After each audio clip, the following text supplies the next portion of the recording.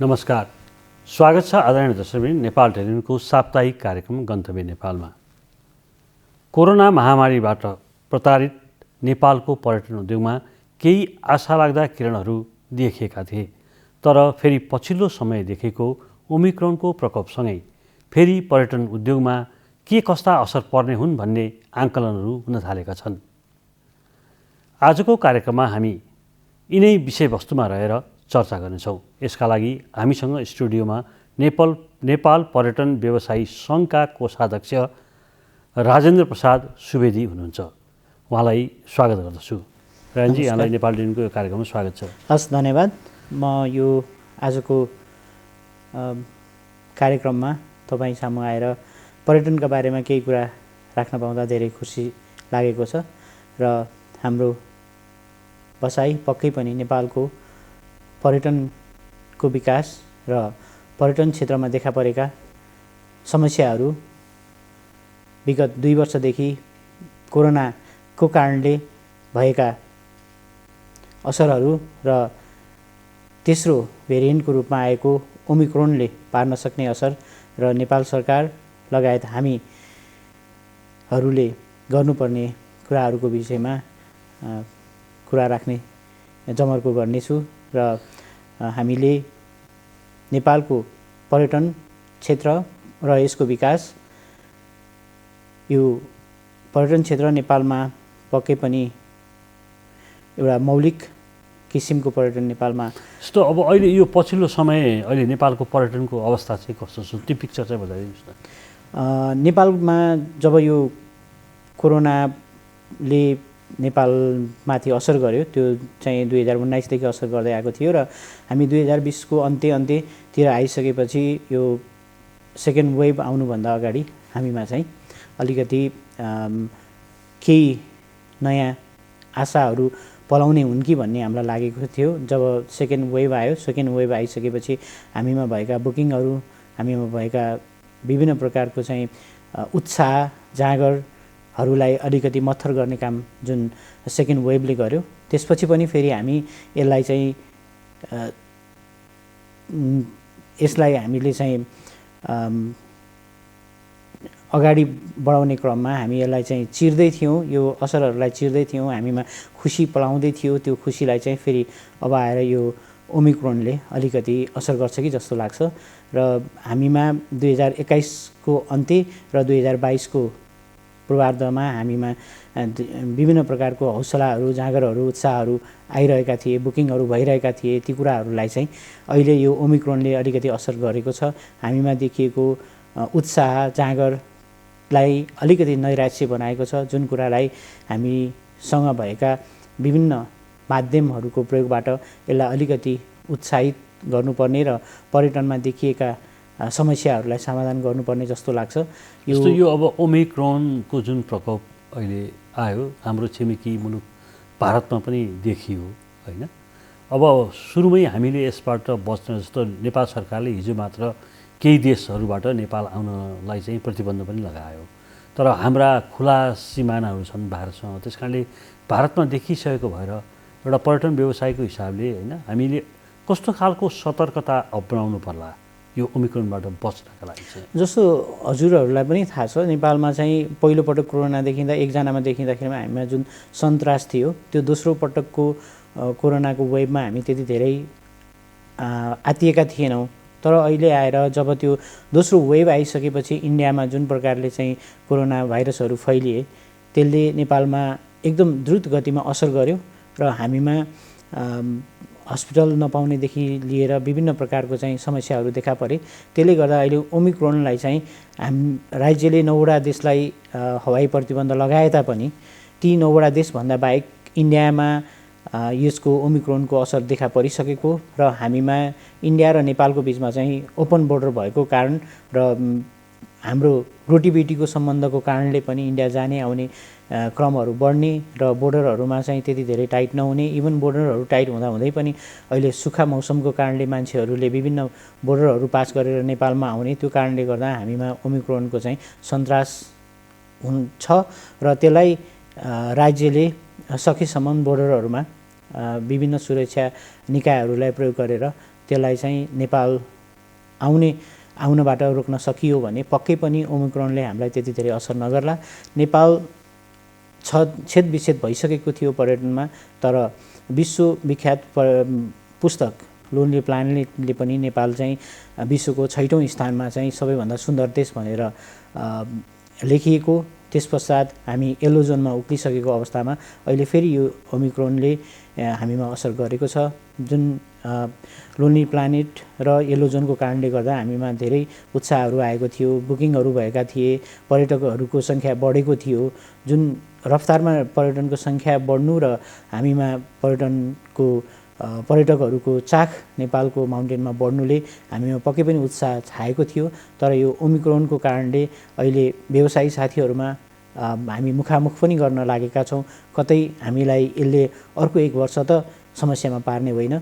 अब कसरी यसलाई चाहिँ हामीले थेग्न सकिन्छ, यो ओमिक्रोनलाई राज्यले कसरी कन्ट्रोल गर्न सक्छ, यो विषयमा अहिले हामीभित्र एकदम टड्कार रूपमा चाहिँ बहसहरू चल्न थालेको छ। यदि यो समस्या आयो भनेदेखि हामीले आन्तरिक रूपमा जसरी हामी अहिले चाहिँ घरबाट निक्लेर हिँड्ने अवस्था सिर्जना भएको थियो, आन्तरिक पर्यटनको रूपमा विभिन्न गन्तव्यहरू चाहिँ हाम्रो प्रमोट भइरहेका थिए, ती गन्तव्यहरूमा पनि असर पर्ने हो कि भन्ने अहिले हामीले आकलन गरेका छौँ। तथापि हामीमा पहिलाको जस्तो निरुत्साहित भएर होइन, हामी चाहिँ अलिकति हतोत्साहित भएर होइन, हामी चाहिँ अहिले एकदम तीव्र गतिमा पर्यटनको विकास गर्नुपर्छ। पर्यटनलाई चाहिँ हामीले अगाडि बढाउनुपर्छ। इभन आन्तरिक पर्यटनले नै देशको चाहिँ धेरै कुराहरूलाई थेग्न सक्छ। जस्तो चाइनामा आन्तरिक पर्यटनले उसको लगभग 85% टुरिज्म ओगटेको छ। त्यसै गरी हामीले पनि नेपालमा आन्तरिक पर्यटनलाई प्रवर्धन गर्न सक्यौँ भने र हाम्रो भएका डाँडापाखाहरूलाई प्रवर्धन गर्न सक्यौँ भने पक्कै पनि हामीले यो ओमिक्रोन लगायत विभिन्न प्रकारको समस्याबाट चाहिँ समाधान खोज्न सकिन्छ कि भन्ने हाम्रो एउटा पाटो छ। त्यसलाई चाहिँ राज्यले अलिकति तत्परताका साथ सुरक्षा निकायहरूमा स्वास्थ्य मापदण्डका विषयहरूमा अवेर गर्यो भने पक्कै पनि राम्रो हुन्छ भन्ने हामीले सोचेका छौँ। जस्तो यहाँ ट्रेकिङ व्यवसायसँग सम्बन्धित हुनुहुन्छ, पछिल्लो समय जस्तो यो कोरोना काल पछि भनौँ न, सन् 2019 पछि नेपालको ट्रेकिङ व्यवसाय चाहिँ कस्तो असर पर्यो र नेपालको ट्रेकिङ व्यवसाय अहिले कसरी अगाडि बढिरहेछ? जस्तो नेपालमा ट्रेकिङ व्यवसाय भनेको एउटा मौलिक प्रकारको व्यवसाय र हामीले यो एडभेन्चर स्पोर्टको रूपमा चाहिँ ट्रेकिङ व्यवसायलाई अगाडि बढाइरहेका थियौँ। र यो मौलिक भएको कारणले गर्दा पनि हामी प्राय गाउँबाट नै हुर्केर बढेर आएको मान्छेहरूलाई ट्रेकिङ त्यति धेरै चाख थिएन। तर पछिल्लो समय स्वास्थ्य मापदण्डको कारणहरू हरेक चिजले गर्दाखेरिमा हामीमा पनि अहिलेका युवाहरूमा पनि एउटा ट्रेकिङ जानुपर्छ, व्यायाम गर्नुपर्छ भन्ने जुन प्रकारको चाहिँ उत्साह जाँगर चलेको छ, त्यसले गर्दा हाम्रो चाहिँ पर्यटनमा जति साथीहरू बाह्य पर्यटनले आफ्नो व्यवसाय थेग्नुहुन्थ्यो उहाँहरूलाई पक्कै पनि असर गरेको छ। तर जसले यो डोमेस्टिक टुरिज्ममा अलिकति गर्नुभएको छ त्यसलाई खासै फरक परेको छैन। र पछिल्लो समय ट्रेकिङ रुटहरूमा नेपालीहरूको चाहिँ बढ्दो आकर्षणले गर्दा ट्रेकिङ ट्रायलमा भएका होटेलहरू उहाँहरूलाई चाहिँ अलिकति थेग्ने अवस्था चाहिँ छ। तर पहिलाको जस्तो जुन तरिकाको उहाँहरूले व्यापार व्यवसाय गर्नुहुन्थ्यो त्यो अवस्था भने छैन। हामी जति पनि ट्रेकिङ पेसामा लागेका छौँ हामीहरूलाई चाहिँ पक्कै पनि यसले ठुलै असर गरेको छ। किनभने हामी जति पनि ट्रेकिङ पेसामा लाग्यौँ हामीले पहिला डोमेस्टिक टुरिज्मलाई हेरेनौँ र हामीले सबै इन्टरनेसनल टुरिज्मलाई हेरियो। त्यो आधारमा पनि ट्रेकिङ व्यवसायमै लाग्नेहरूलाई चाहिँ ठुलै समस्या परेको छ। जस्तो पछिल्लो समय जुन सडक सञ्जालको विस्तार भयो नि, त्यसले चाहिँ जुन हाम्रा पुराना ट्रेकिङ ट्रायलहरूलाई पनि मास्यो। त्यसले गर्दा हाम्रो जुन खालको आकर्षण थियो नि हाम्रो ट्रेकिङ ट्रायलमा त्यो घट्यो भन्ने पनि कुरा छ। र पर्यटकहरूको बसाइ लम्ब्याउन जुन हिसाबले पहिलाको ट्रेकिङ ट्रायलले जुन सहयोग गरिरहेको थियो, अहिले जस्तो गाडी बाटोहरू पुगेका कारणले त्यो घट्यो भन्ने पनि तथ्याङ्कहरू बाहिर आइरहेको छ। यसमा यहाँको भनाइ के छ र यो तपाईँको ट्रेकिङ ट्रायलहरूको विकासमा र पर्यटकीय पूर्वाधारको विकासमा स्थानीय त्यसपछि सङ्घ र प्रदेशको भूमिका चाहिँ यहाँले कस्तो देख्नु भएको छ र त्यस अहिले भएको भूमिकामा कुनै खालको परिमार्जन आवश्यक देख्नुहुन्छ कि के छ? जस्तो तपाईँको नेपालको ट्रेकिङ ट्रायल जुन पछिल्लो समय हामीले यातायातलाई जोड्नुपर्छ भन्ने जुन तरिकाले अगाडि नेपाल सरकारले चाहिँ एउटा कार्ययोजनै बनाएर विभिन्न बस्तीहरूमा सडक सञ्जालले जोड्नुपर्छ भनेर अगाडि बढ्यो। त्यसले गर्दाखेरिमा नेपालमा भएका सुन्दर हिमालहरूलाई पक्कै पनि यसले चाहिँ अलिकति कुरूप पार्ने काम त गरेको छ। तथापि हामीले पर्यटकलाई जुन तरिकाको बसाउन सकिन्थ्यो, जुन तरिकाले पर्यटकहरूलाई लामो समयसम्म नेपालमा राख्न सकिन्थ्यो त्यो चाहिँ नभएकै हो।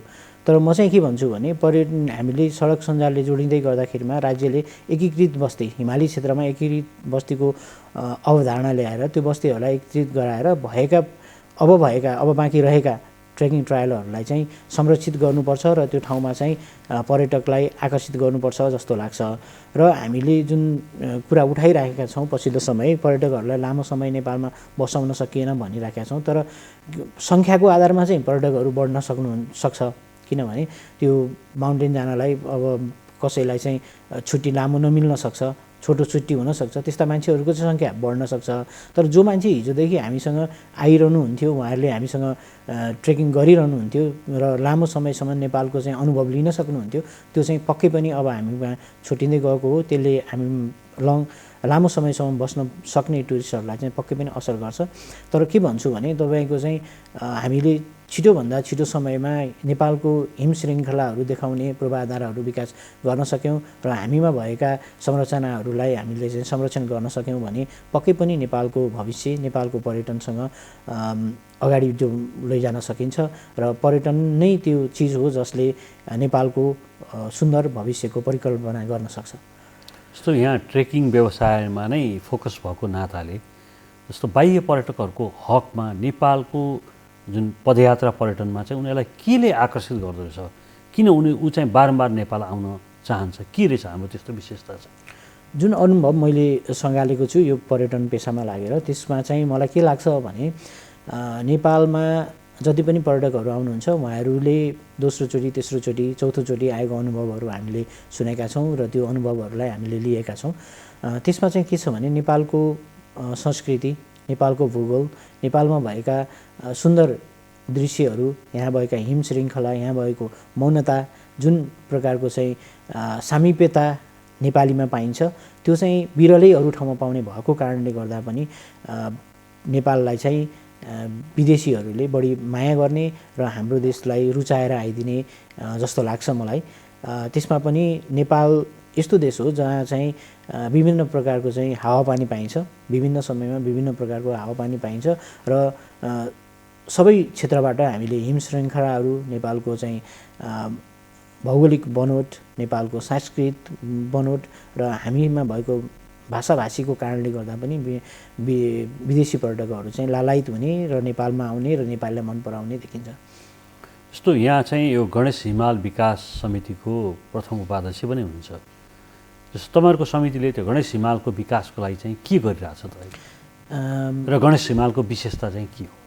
गणेश हिमाल भनेको यो एउटा यस्तो नजिकको दूरीमा रहेको हिमाल हो जुन चाहिँ काठमाडौँबाट लगभग एक दिनमा त्यसको चाहिँ सुन्दर दृश्य र त्यसको चाहिँ काखमा पुग्न सकिन्छ। हामीले यो गणेश हिमाल पर्यटन विकास समिति मार्फत trekking agencies association of Nepal टान मार्फत हामीले चाहिँ विभिन्न चरणमा विभिन्न प्रकारका कार्यक्रमहरू लगेको र त्यो ठाउँको विकास गर्न लागेको र पछिल्लो समय गणेश हिमाल पर्यटन विकास समितिले गणेश हिमाल हिम श्रृङ्खलामा रहेका ट्रेकिङ ट्रायललाई नामाकरण गरी रुबी भ्याली भनेर नामाकरण गरेका छौँ, जसको एक्सप्लोर गर्ने क्रममा त्यो क्षेत्रलाई विकास गर्नुपर्छ, पर्यटनको विकास गर्नुपर्छ भन्ने कुरामा अगाडि बढाउनको लागि म आफू स्वयं टान कार्य समितिमा रहेर काम गर्दा त्यो ठाउँको चाहिँ रेगी गरेको, त्यो ठाउँको संस्कृति, त्यो ठाउँको सुन्दरता, त्यो ठाउँको दृश्यावलोकन गरेर त्यहाँ भएका विभिन्न चिजहरूलाई हामीले चाहिँ सामाजिक सञ्जाल मार्फत त्यसको चाहिँ विकास गरिराखेका छौँ र हामीले अन्तर्राष्ट्रिय रूपमा पनि गणेश हिमाल नजिकको ठाउँ हो र पाल्दोर-पेगलाई नेपालकै एउटा स्कुलिङको रूपमा, पर्यटन पाठशालाको रूपमा यो क्लाइम्बिङ पिकमा अगाडि सारेर पाल्दोर पिकलाई अगाडि सार्नुपर्छ, पाल्दोर पिक चाहिँ 1 दिनमा पुगिन्छ, त्यहाँ सब्मिट गरेर ट्रेनिङ लिनको लागि सजिलो छ भन्ने कुरामा हामी अगाडि बढिरहेका छौँ। र हामीले रसुवा र धादिङ जिल्लालाई जोडेर त्यहाँ चाहिँ एउटा यो के अरे पाठशाला ट्रेकिङ सम्बन्धी ट्रेनिङहरू दिने र माउन्टेनियरिङ सम्बन्धी ट्रेनिङहरू दिने एउटा पाठशालाको रूपमा विकास गर्नुपर्छ भनेर हामी अगाडि बढिरहेका छौँ। आशा छ आउँदा दिनहरूमा राज्यले त्यसलाई चाहिँ सहयोग गर्नेछ र राज्यले त्यसलाई चाहिँ पर्यटन नै ठुलो स्रोत हो नेपालको लागि भनेर बुझेर त्यो ठाउँको चाहिँ विकास गर्नेछ भन्ने हामी आशमा छौँ। र अहिले लगभग हामीले चाहिँ धादिङ र रसुवामा रहेका हामी ट्रेकिङ व्यवसायीहरू जति पनि त्यो पेसामा लागेका छौँ, हामीहरूले त्यो क्षेत्रको प्रमोसन गर्ने, विज्ञापन गर्नेदेखि सबै काम गरिरहेका छौँ। अलावा एनटिभीले पनि हामीलाई सहयोग गरिरहेको अवस्था छ पछिल्लो समयमा। आशा छ यो गणेश हिमाल पर्यटन विकास समितिले नेपालमा एउटा सुन्दर गन्तव्यको विकास गर्नेछ, जुन गन्तव्य अहिले नेपालीहरूको मनमुटुमा रहन सफल भएको छ र भोलिको दिनमा यो गन्तव्य अन्तर्राष्ट्रिय रूपमा पनि प्रसार भएर प्रख्यात हुनेछ भन्ने हामीले विश्वास लिएका छौँ। जस्तो अघि पनि यहाँले भन्नुभयो अहिले पछिल्लो समय नेपालीहरू पनि पदयात्रा पर्यटनमा पनि निस्किन थालेका छन्। जस्तो यहाँले अघि भन्नुभयो गणेश हिमाल चाहिँ काठमाडौँबाट एकदम नजिकको डेस्टिनेसनमा पर्छ भनेपछि जस्तो नेपाली पर्यटकहरूले त्यहाँ जान चाहँदाखेरि गणेश हिमाल जाने जुन पदयात्रा छ त्यो चाहिँ कसरी पुग्नु चाहिन्छ त्यो पनि अलिकति बुझ्नु। जस्तो हामीले काठमाडौँबाट या पोखराबाट हामी चाहिँ गणेश हिमाल जान चाहन्छौँ भने हामीले धादिङ को बाटो हुँदै आरुघाट भएर पनि जान सक्छौँ र हामी यता रसुवाको बाटो नुवाकोट रसुवा हुँदै गतलाङ गएर त्यहाँबाट पनि हामीले त्यो हिमालको दृश्यावलोकन गर्न सक्छौँ। हामी चाहिँ सोमदाङमा गएर पहिलो दिन हामी यहाँबाट डाइरेक्ट गाडीमा जान सक्छौँ, सोमदाङ गएर बस्न सक्छौँ। इभन अहिले टिप्लिङ सोमदाङ गाडी चलेको अवस्था छ, त्यो हुँदै पनि त्यहाँ गएर डे हाइकिङ गर्ने, 2 डे हाइकिङ गर्नेहरूको अहिले चाहिँ एकदम चाप बढ्न थालेको छ, जुन कुराले हामीले चाहिँ पछिल्लो समय आन्तरिक पर्यटनमा गणेश हिमालले लोभ्याएको छ भन्ने हामीले बुझेका छौँ। यो कति दिनको ट्रेकिङ हो?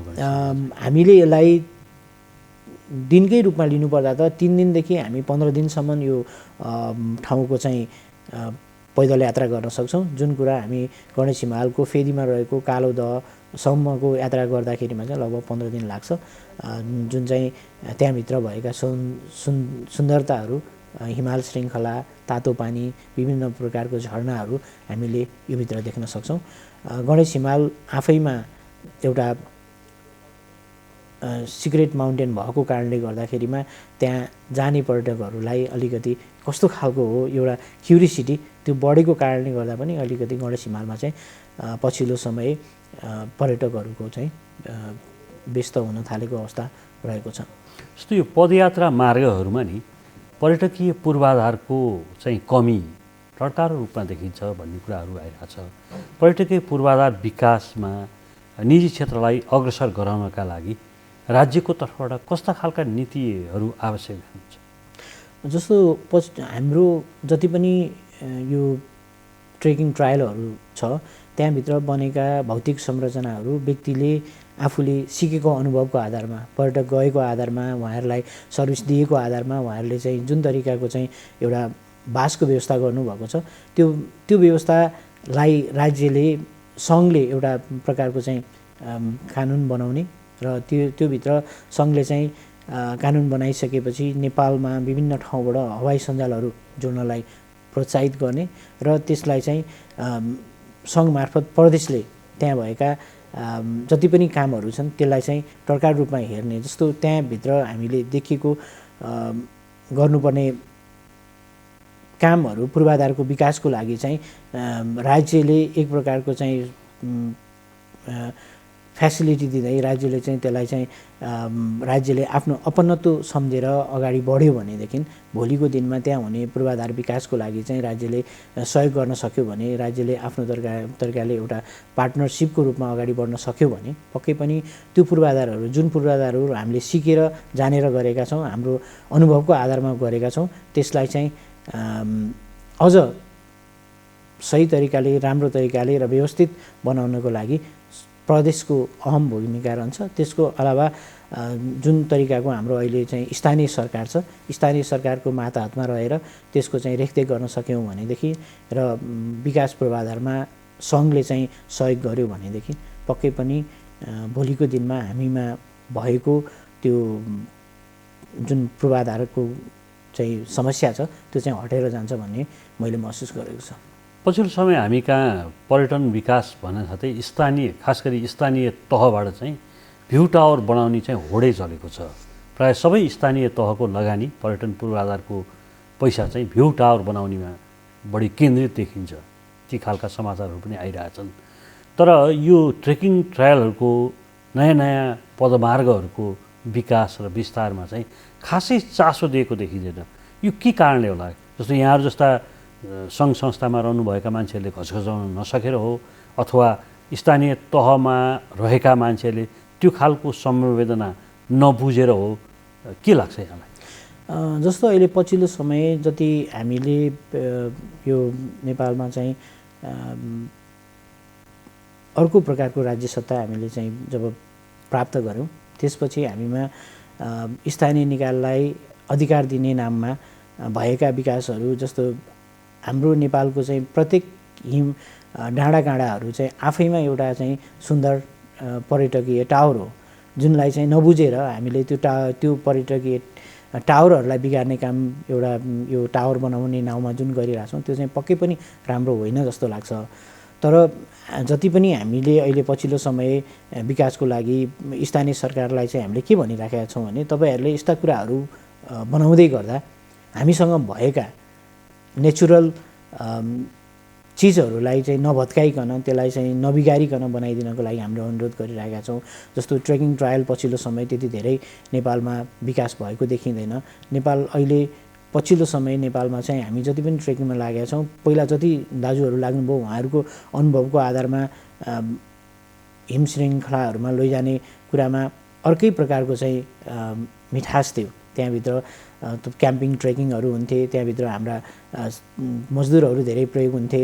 तर पछिल्लो समय जसरी यो के अरे यातायात सञ्जालको कारणले गर्दाखेरिमा हामी छोटो डिस्टेन्समा पुग्यौँ, त्यसपछि यसलाई अलिकति पहिलाको जस्तो एकदम चाखपूर्ण तरिकाले नेपालको ट्रेकिङ गर्न नसके तापनि अर्कै तरिकाले नेपालको ट्रेकिङ अहिले पछिल्लो समय अपरेट भइरहेको छ। त्यो कुरा हामीले महसुस गरिरहेका छौँ।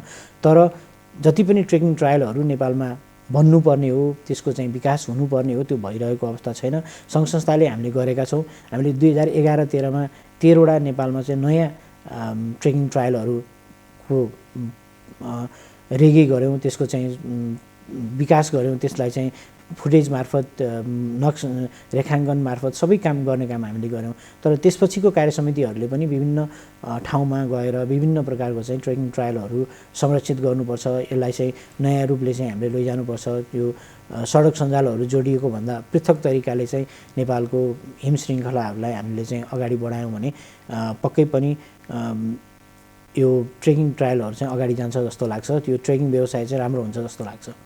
जस्तो अहिले ग्रामीण पर्यटनको अवस्था चाहिँ कस्तो छ पछिल्लो समय? पछिल्लो समय नेपालमा हाम्रो आन्तरिक पर्यटनहरू बढेको र विभिन्न ठाउँमा जस्तो गणेश हिमाल, रारा भयो, मुगु भयो, विभिन्न प्रकारका ताल तलैयाहरूमा पर्यटकहरू जाने, छोटो डिस्टेन्समा रहेका हिमालहरूमा नेपालीहरूले उत्सुकता देखाउने नेपालीहरू जाने जुन प्रचलन अहिले बढेको छ, त्यसले गर्दा पक्कै पनि ग्रामीण पर्यटनमा हामीले केही योगदान पुर्याउन सक्छौँ भन्ने हामीलाई लाग्छ। र हामीमा भएको गाउँ बस्तीमा हामीले चाहिँ राज्यले स्थानीय सरकारले ट्रेनिङहरू दिने, त्यहाँ गएर विकासका पर्यटन मार्फत हामीले गर्न सक्ने कार्यहरूलाई त्यो गाउँमा बुझाउने, त्यो प्रकारको कार्य गर्न सक्यौँ भने पक्कै पनि ग्रामीण पर्यटनको चाहिँ हामीले विकास गर्न सक्छौँ। त्यसको लागि स्थानीय निकायले अलिकति चाख दिनुपर्छ जस्तो लाग्छ। जस्तो यो आन्तरिक पर्यटनको व्यवस्थापन अथवा यसलाई दिगो रूपमा लानका लागि चाहिँ के गर्नु पर्ला? अब लगभग हामी कार्यक्रमको अन्त्यमा पनि आइसकेका छौँ, यसमा के गर्नु पर्ला ठ्याक्क भन्नुहोस्। यो आन्तरिक पर्यटनको विकास गर्नको लागि पक्कै पनि राज्यले विभिन्न निकायमा भएका पूर्वाधारहरूलाई व्यवस्थापन गर्ने, त्यहाँ भएका पर्यटकहरूलाई दिने सेवा सुविधामा कसरी सहयोग पुर्याउन सकिन्छ त्यो कुरालाई हेर्ने र त्यहाँ भएको मौलिक के हो त्यो चिजलाई हामीले प्रोत्साहित गर्न सक्यौँ भने पक्कै पनि आन्तरिक पर्यटनलाई विकास गर्न सकिन्छ जस्तो लाग्छ। हस्, यहाँलाई यहाँको महत्त्वपूर्ण समयका लागि धन्यवाद दिन चाहन्छु। धन्यवाद। आदरणीय दर्शकवृन्द, आजका लागि हाम्रो कार्यक्रमको निर्धारित समय सकिएको छ। फेरि अर्को हप्ता हामी अर्को अतिथिका साथ उपस्थित हुनेछौँ। त्यतिन्जेलसम्मका लागि नेपाल टेलिभिजन हेर्दै रहनुहोला। नमस्कार।